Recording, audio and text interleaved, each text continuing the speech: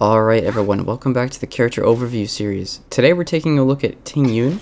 She's one of the 4 most recent characters to be added to the game with this final closed beta. So as usual, we'll take a look at her kit, bonus traces, potential icons, and Eidolon levels, and just take a look at how the character functions. Remember, if you're looking for something specific, you can always check the description for timestamps to jump ahead. Also, just a reminder that all this information is from the final closed beta, and of course is subject to change, so please keep that in mind. But with all that out of the way, let's take a look at Tingyun. Okay, so Tingyun is a 4-star lightning type buffer, which means she's the harmony path. All of Tingyun's buffs and abilities scale off of her attack. So let's start with her kit. So first we have Tingyun's basic attack. This is nothing special. It does elemental damage to a single target like all other characters. So lightning damage to single target. So next is Tingyun's skill. This is one of her buffs. So this buffs an ally and then blesses them.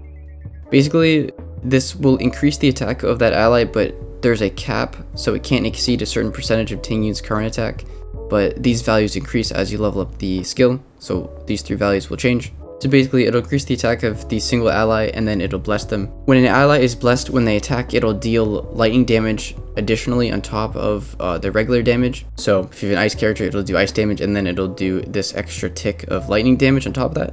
So if you attack with an AoE character like Herta for example, and you attack all 5 enemies on the field, it'll only proc one enemy, only 1 instance of lightning damage, not for everyone. And this blessing will last for 3 turns, and this blessing effect is only effective on 1 character at a time, so if you bless 2 in a row, it'll only be active on the most recent character. Quick side note on Tingyun's skill, she can actually use her skill to buff herself, just if you were curious. I'm not sure where this is applicable, but she is able to use it on herself if you're curious. One more piece of additional info is that Tingyun's lightning damage buff from her skill will not work on DOT currently. When DOT triggers on an enemy, if the ally is blessed, it won't trigger the extra lightning damage, but the extra lightning damage will work on follow-up attacks. So right now it does not work on DOT, but it does work on follow-up attacks, but only for 1 enemy. Just like the same thing with the AoE attacks. Tingyun's ultimate will regen energy for an ally and then increase their damage. The damage increase scales when you level this up. The energy does not change, so no matter what level this trace is, it'll always regen 50 energy, unless you have an Eidolon level, which we'll get to later. But this 50 energy does not increase as you level this up, only the damage increase changes. Alright, moving on to Tingyun's talent. When Tingyun hits an enemy, she'll deal an extra tick of lightning damage that's equal to a percentage of the attack of the currently blessed character. And lastly, Tingyun's technique is just straight 50 energy regen when you use it. You can spam this if you want to get her ultimate going into a fight. But yeah, 50 energy per use of technique.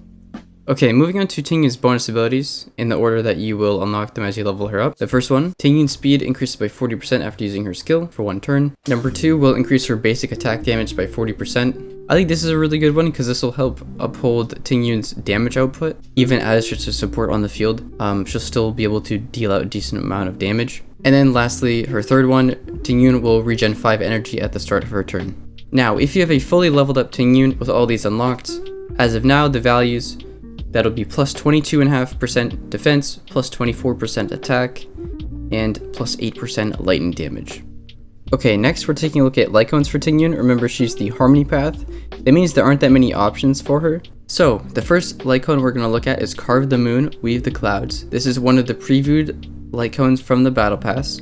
This icon has a rotating effect where it'll apply 1 of 3 random effects to all allies. So this icon applies one of the effects at the start of combat and then every time the wearer takes action. So this would play off of Tingyun's increased speed. These 3 effects are increase allies attack, increase allies crit damage, and then increase allies energy regeneration rate. So base values are 10%, 12%, 6% respectively, but of course that'll level up as you superimpose it. And every time it applies a new effect, it can't be the same as the last one, so it'll force it to rotate through. These don't stack. You have 1 of these 3 active at all times pretty much, but they don't stack and they don't double up in any sort of way. So alternatively, we have Memories of the Past. This is a icon available at the Forgotten Hall Exchange store. The Memories of the Past increases the wearer's break effect, and then when they attack, they regen energy, but this can only be triggered 1 time per turn. This is a little bit less ideal for Tingyun. Not that like break effect is bad, but like her whole kit is built around building energy anyways, and break effect would probably be better on other characters anyways.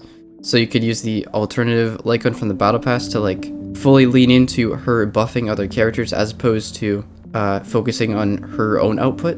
There are other places in her kit, like with her bonus abilities and stuff, that increase her own damage output, but it's not at the expense of buffing other characters.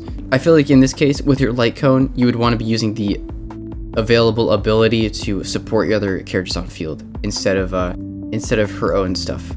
We won't talk about 5-star signatures. The only one is Branya's for the Harmony, but we won't cover it just because it's very unrealistic for the majority of people to be running and have copies of for someone like Tingyun. Okay, so lastly, let's take a look at Tingyun's Eidolon levels.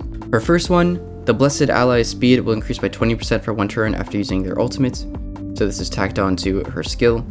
Tingyun's second level, the Blessed Ally regens 10 energy after defeating an enemy. This can only be triggered once. Level 3, like usual, this will be +2 levels for her ultimate and then +1 to her basic attack. Level 4 will increase the damage multiplier of Bless, so this number is added on top. This will be the additional lightning damage that the Bless character does. Moving on to level 5, this will just be +2 to her skill and then +2 to her talent. And lastly, level 6, this is what I was referencing earlier. This will increase her ultimate energy output by 10, so it'll increase it from 50 to 60. This is the only way to increase the energy output of her ultimate. It's locked behind her E6, and that is all for her Eidolon levels. Okay, moving on to just some bonus notes. We're going to tentatively talk about some relics, not a full in-depth relic section for her, as I noted previously that I'm not going to talk about relics just yet for characters, but I just wanted to highlight the Musketeer set because this is really good for Tingyun as of now, if this doesn't get changed. So the Musketeer set increases attack, which is great because all of Tingyun's stuff scales off her attack.